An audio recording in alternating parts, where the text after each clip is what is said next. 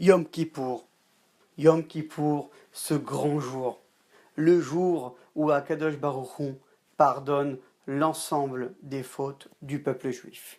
Ce jour-là, le grand prêtre rentrait dans le Saint des Saints. C'était la seule fois où le Kohen Gadol pouvait rentrer dans cette partie si sacrée du temple.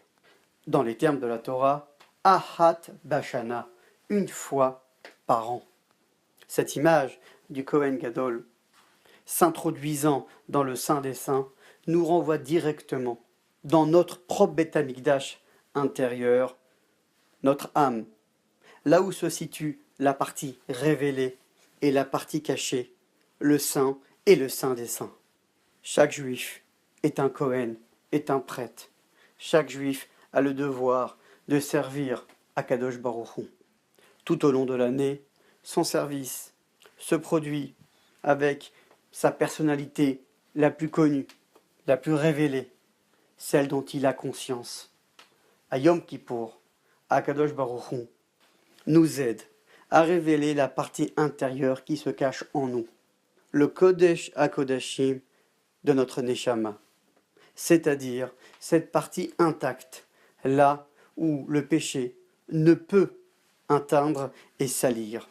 Cette partie qui est appelée Yechida Shebenefesh, qui en temps normal reste en retrait, se révèle et inonde toute l'âme, même les parties superficielles, de manière à ce que l'identité juive, l'attachement inconditionnel à Dieu puisse se reconfirmer à partir de ce jour et puisse impacter chacun d'entre nous afin de resserrer de manière concrète le lien entre nous et Akadosh Baruch Hu.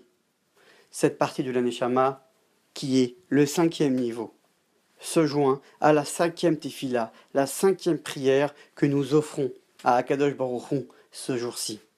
C'est le seul jour où nous prions 5 prières, parce que nous révélons le 5e niveau de la Neshama.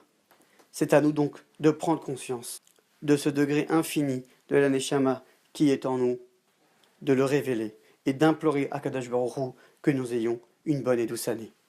Gmar Vachatima Tova.